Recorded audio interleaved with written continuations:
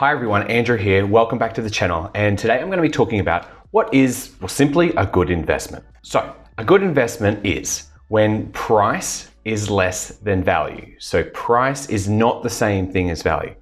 Here are my examples. This is how I explain it to people when I'm sitting down with them at a cafe. So I wouldn't buy a laptop for $50,000. I wouldn't buy my apartment that I'm living in right now that I'm renting. I wouldn't buy it for $500,000. And a Ferrari, I wouldn't buy it for 20 million. But the same laptop I would buy for $200. I would buy the apartment I'm living in now for $30,000. And I would buy a Ferrari for $100,000. The laptop, the apartment, the Ferrari, they're exactly the same thing. They're exactly the same investments. The items have the same value, but the price is different. And the price I'm willing to pay is different. And that's what makes a good investment. The price that I'm willing to pay, and if it's lower than what I think the value of it actually is, well, that's a good investment. A bad investment, obviously, buying the Ferrari for $20 million is a bad investment. Anything can be a good investment, and anything can be a bad investment. That's really the crux of this entire video. So let me go through another example of how we actually try to work out value. So you can work out the value of an iPhone or a laptop or those types of things by, well, it's pretty easy because you can just see what all the shops and stuff like that are selling those things for. And you can put them online and you can see what you can actually get offered for that product. It's generally a lot easier. But when you're looking at an actual company, there are a few more calculations you have to think of. There's growth rates you have to worry about. Anyway, when I'm explaining this to people, I try to bring it down to the simplest business I can think of, and I think a gym is pretty simple. So let's go through an example of buying a gym and how you can use this example and apply it to any business. Here's the situation. So I know an owner of the gym and they don't want to run it anymore, so he wants to sell it to me. Now it makes $10,000 per year after taxes. It has made about the same amount each year for the past 3 years. This is in profit. So how much should I buy the gym for? Now, client numbers have been growing from 100 clients in the first year to now 150. But rent and staff wages and just all the little costs have actually been going up as well. So profit has been about the same since that first year of about $10,000 per year after taxes. Now, the gym is probably only big enough to get to about 200 clients. So remember, it's 150 now, so it does have a little bit of growth potential. So what should we pay for it? Should we pay $5 for it, $50,000, $500,000, $5 million? We have to try to calculate what we actually should pay for this. So a business is only worth the value of its future cash flows. So that's that $10,000 per year of profit for me, the owner. Now, I would love to pay just $10,000 for this business because I would actually make my money back after 1 year. And then everything after that first year, well, that would be my profit. So $10,000 buy price divided by $10,000 of earnings for the year. This is what when we look at a PE ratio, this would, in this example, this is a PE ratio of 1. So that's what a PE ratio is, and that's hopefully helpful. Now, doesn't mean it's an absolute, we have to buy this business, we're going to guarantee to make money. There's obviously still ways we can lose our money. So the government could close us down for some health or safety reasons. Maybe a newer, better gym could open up next door and all our clients could go there. Maybe a pandemic comes through and forces us to close down for years. So there is still risk. But if I paid only $10,000, well, the chance of risk is lower because things only have to stay open for that 1 year to get my money back. If I paid, for example, $50,000, well, I have to wait 5 years until I get my money back. Therefore, there's more time for things to go wrong, so the risk is greater. So the higher the price we're paying, the higher the risk is of losing money. So to make that decision on whether we should buy this gym or not, the clients are signed up to contracts and the clients love the gym. So let's just assume that. And it's a good chance that they're going to stay for a while. So we got to think about the actual, how the business is running. Now, our expenses shouldn't go up dramatically as this is just the scenario here. The equipment is still very new and it should last another 7 to 10 years without being replaced. We've just increased the wages to above the industry average, so we can keep these costs about the same for the next few years. We can sign a longer rental contract to keep our property costs fixed for about 5 years. And hopefully we can grow into that 200 client number over the next 2 years. So here is this is rough, but this is roughly what the cash flows could look like over the next 8 years. So 2022, it starts at $10,000. goes up because we've made the decision that, okay, if we're going to take over this business, we're going to try to grow into 200 clients. And that's what our goal will be. So by 2024, hopefully we're at $15,000 in profit a year. That'll last a few years, and then the expenses start to increase. So wages start to increase, rental rates start to increase, general costs and repairs and things like that start to increase and eat into our profit. Remember, our maximum capacity is only this 200 client base, so it's going to eat in our profit eventually. So we add up all these numbers and it gets us to $107,000 in total for the 8 years. So that's how much money we're going to make, $107,000. So what would you pay for the $107,000? Well, I'd pay $5 for it. That sounds like a pretty good deal. Maybe I'd pay $50,000 for it. That's maybe a bit high, maybe a bit low, I don't know, but I'm going to double my money if I spend only $50,000. Well, 100K, well, that's probably not fair because I'm only going to just get my money back after 8 years. That's a long time to get just my own money back. And obviously paying $1 million or $10 million is ridiculous. I would never want to pay $10 million if I'm only going to make $107,000 over the next 8 years. Now, I know this seems crazy, and why would anyone, you wouldn't obviously even consider paying $1 million or $10 million. This is kind of what, if you bought like Tesla right now, that's kind of what you're doing. You're paying about $10 million for a company that's only making $100,000 as an equivalent. Anyway, I digress.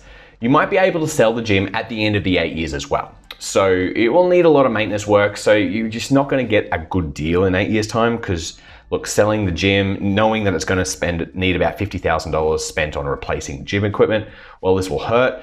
But what you can sell it for, we're going to have to be very conservative in what we can sell it for, knowing that someone's going to have to spend 50K. So we should work out what a good price to pay would be a price that to keep up with inflation. Then we're going to try to work out a price to keep up with just another investment class like the S&P 500. Then a price that we actually get a decent return, something better than the market, something better than our alternatives. And then we're going to calculate a price to get not just a good return, but also with a margin of safety, because look, 8 years is a long time. Like I said earlier, a lot of things can happen, and with the increase of years that the investment takes to pay back, the more things can go wrong. So how many times of this, what value am I going to pay for this business? So how I do this is I go to my intrinsic value calculator, which you can get in the description. Now, I've said the growth rate for the next, well, we're going to make this over 10 years instead of 8 years here in my calculator, just because that's how I've set it for the next 10 years. Now we're going to say the growth rate is, it's going to grow for those next few years, for the next 1 to 5 years, because our expenses are the same, but we're going to increase our client base. But then after that, the expenses start to eat away at our profits. So it goes up for the first 5 years and then starts to go down again after that. Now, my return on investment goal, the discount rate, this is just inflation at the moment. So I've just put this number here at 4% to match inflation. So this is what, if we just wanted to keep up with inflation, this is how much we should buy the business for. Now, I think we could sell the business after 10 years because they got to spend a lot of money on the replacement and the maintenance and all that type of stuff. It's going to be pretty old after 10 years. Probably going to get about 3 times the cash flow for the business at that point. Now we're starting at, it's $10,000 of profit well, this is the cash flow that we're receiving. This is the $10,000 number. And we're going to be the only, we're just going to be us buying the business. So we're the only owner of the business.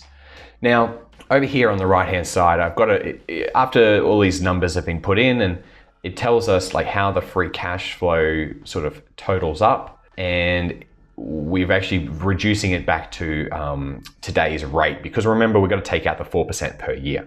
So a fair enterprise value, that's something that I would like to buy this business at, if I wanted to keep with inflation, according to my calculator, $122,000. Now, that's just keeping with inflation.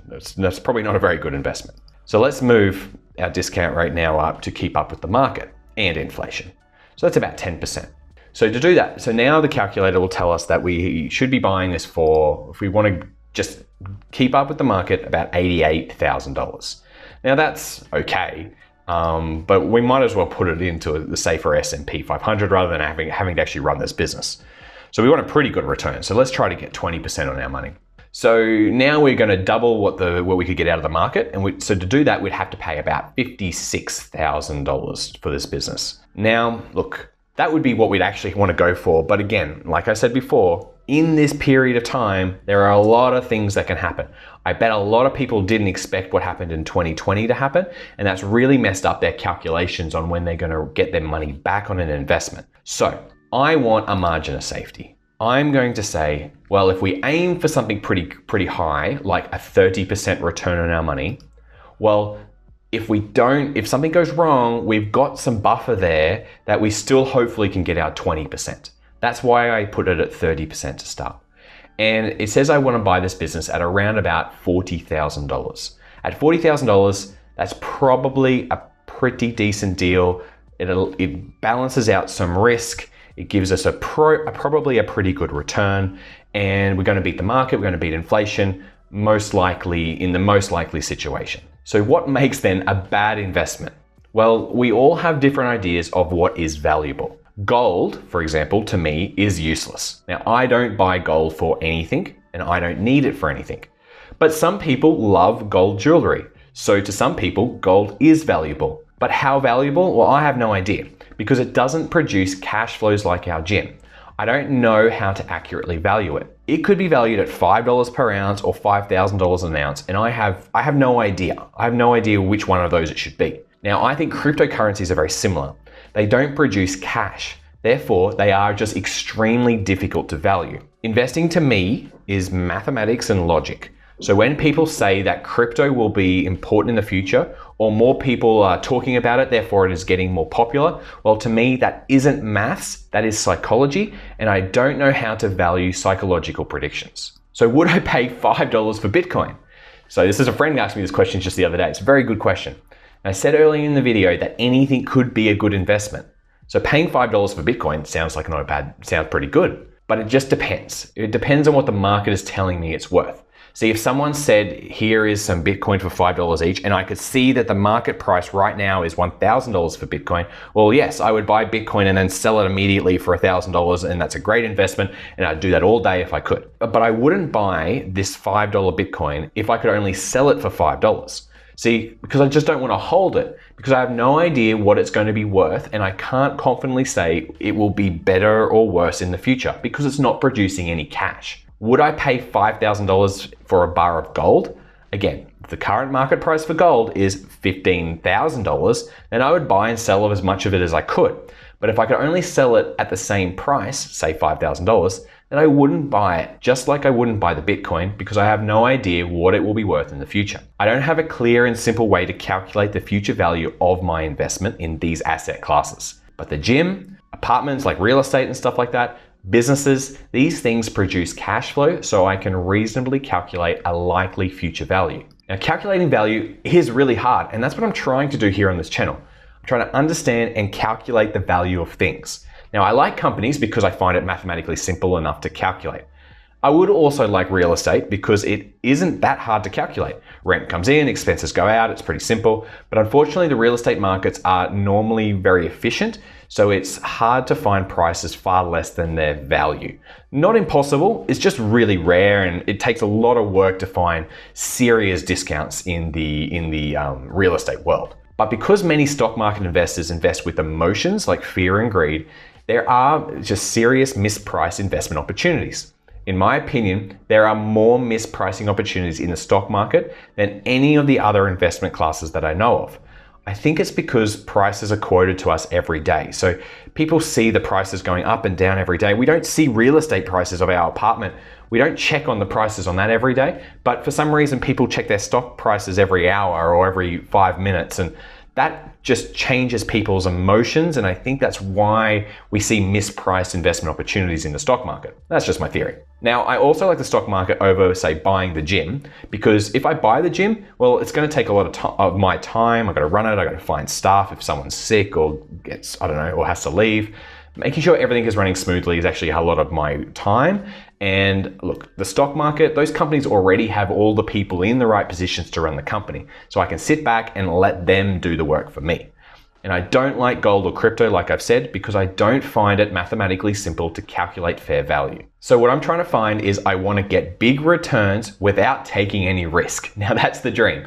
So I try to minimize as much of the risks as possible. And the best way to do that is to pay a price for an investment just far, far lower than its value. So the cheaper something is compared to its fair value, the less risky it is. I also try and invest in great companies as a priority because they have even less risk for me. Plus, great companies hopefully will still be around in the next decade, so I can keep my money invested rather than having to keep looking for a new investment opportunity. For example, I've invested in the oil tanker businesses. Like there's 4 oil tanker companies that I've invested in.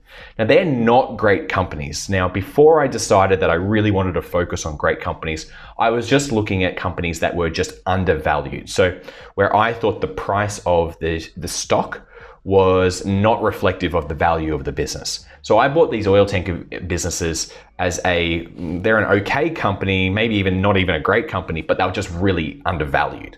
So my plan moving forward would be more to focus on greater companies. Therefore, I don't have to, well, this oil tanker thesis will play out in the next year or two, I'll sell, and then I'm gonna have to find something else to put my money into.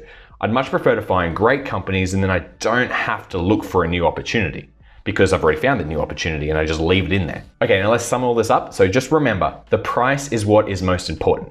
Tesla is a great company, growing fast, but even with all that growth, it is a terrible price to invest. Therefore, it is a terrible investment. It is not even close to fair value based on its potential future cash flows. The gym, in my example, well, it's a great investment at $20,000, but as we calculated, it would not be a good investment at $120,000. So how far the price is lower than the fair value is what makes a good investment good. And finding fair value is what this channel is all about. So I hope you enjoyed this video, and if you did, please hit the like button for me so I can get some feedback on whether this was a good or a bad video. The likes do help the video spread to more people who might be interested. The brokerage accounts that I use to buy my investments are Interactive Brokers and Saxo Bank. Now I have links in the description. These are the safest 2 brokerage accounts that I personally use. Look, don't get sucked into those free trading apps like Robinhood. Those don't give you access to international markets either. Now my links are affiliate links, so if you want to support my channel, that's the best way to do it. And please also remember that this is all just my thoughts, and I'm sure I have plenty of biased opinions, so please take responsibility for your own decisions. I'm not going to ask for a cut of your profits, so don't blame me if you lose money. Thanks for staying to the end, and I'll see you in the next video.